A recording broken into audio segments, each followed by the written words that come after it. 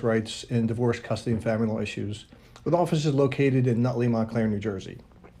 Today is Tuesday, November 27th. I say that because it's very important that you make a note of the date. If you happen to be watching this at some point significantly later in the future, it may be different.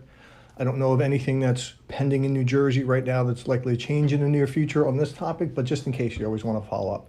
Second, no, also, I'm speaking about New Jersey law, and although my videos I usually speak more general principles and I don't get into the minutiae of law, it still may not necessarily apply in your jurisdiction, so you should always check that also.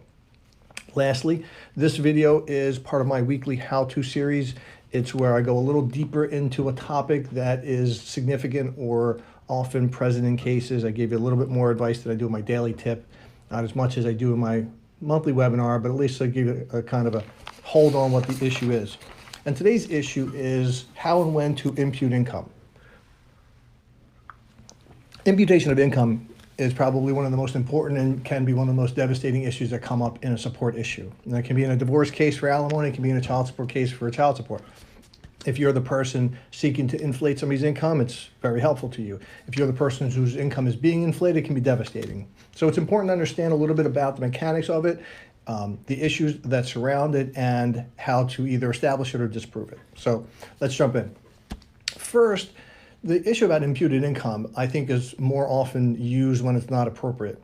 People will just automatically assume if you're not working 40 hours or if you're making substantially less than you were in the past or in the recent past, that your income should be inflated or imputed. And that's not necessarily always the case, even if you are making substantially less. The standard for determining if you should be imputed income is that you are willfully underemployed with no just reason. Now, those are two issues. First, you have to be found to be willfully employed and have no just reason or just cause for it. Now, although I've never actually seen how it plays out specifically because it gets raised usually very informally, but I believe the initial burden is the person who is claiming the other person's income is too low to bring forward some indicia of proof to suggest that the other person's income should be inflated. From that point, once there is some, and I don't think it's a high burden, just some indicia of proof, like the person's not working 40 hours, the person's income is substantially different, the person's not giving proof of income, could be any one of those reasons. I think once that's established, the burden will then shift to the person whose income appears to be lower to show why he or she is not willfully underemployed with no just cause. Now, there can be many reasons why a person would be underemployed, and it's important that you be aware of these and that you utilize them and be prepared to use them if you believe you're going to be the one whose income may appear low. First is age. As a person ages, their employment opportunities decrease. There is still a lot of prejudicial issues to people in their 50s and 60s, so it's often hard to find employment. Health or medical conditions can often be the cause of a substantial decrease in one's income. Changes in technology or their occupation, they may be or had been employed in an area that was taken over by technology or that's extinct now because of technology. There could be parenting responsibilities and anything fact-specific to that person's case. It doesn't have to be one of the enunciated reasons here. There might be something unique to your situation that prevents you from being able to work full-time, and that keeps you from being found to be willfully underemployed. However, if it is then established, or at least the court is willing to consider it, the court would have to have what's called a plenary hearing to determine whether or not there should be an imputation of income. A plenary hearing is a short but a complete trial.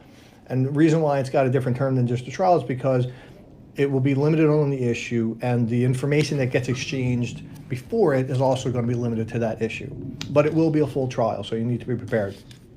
If you are the person that is seeking to inflate somebody's income, the first thing you look to is whether or not he or she is working 40 hours a week, or possibly even if they're able to work more. It may be in the past they had worked substantially more hours. One could argue that they should be working the same increased hours or overtime. And the simple calculation of their hourly rate or compensation rate can be the standard to use to have them inflate the income. That's probably the first reason or first issue you want to look to. Second is you want to look at past tax returns. I usually recommend 3 to 5 years of income tax returns to see if there's any substantial decrease in income. If the person's self-employed, you want to scrutinize the business returns, maybe a Schedule C on a personal return. If not, you want to get the business returns. If it has a separate filing, you want to scrutinize perks and other compensation issues. Next, you want to go, I would recommend you go to the Department of Labor stats and look to what the median salary is for a person in that occupation. Now, this is one of the easiest ways to determine if somebody's income should be inflated, but it's also one of the most problematic because simply printing out information from the website is technically hearsay. So if you bring that into court, you may have a challenge actually getting the court to accept it.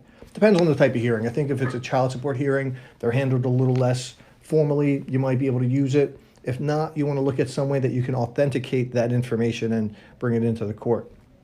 And then the last is by use of experts. And I think there are two main kinds of experts you can get for an income imputation issue. First is an employability expert.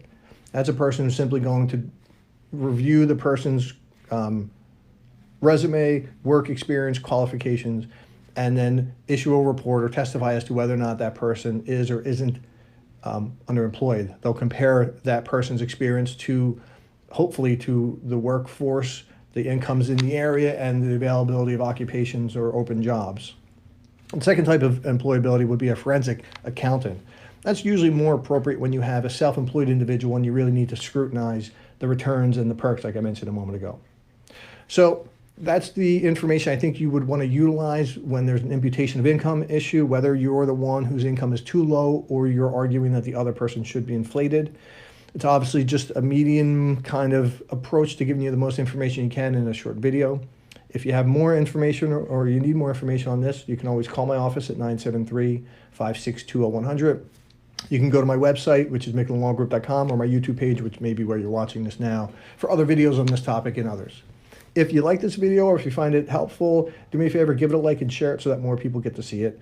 And you can email me if there's other topics you would like me to discuss at brad@micklinlawgroup.com. Thanks.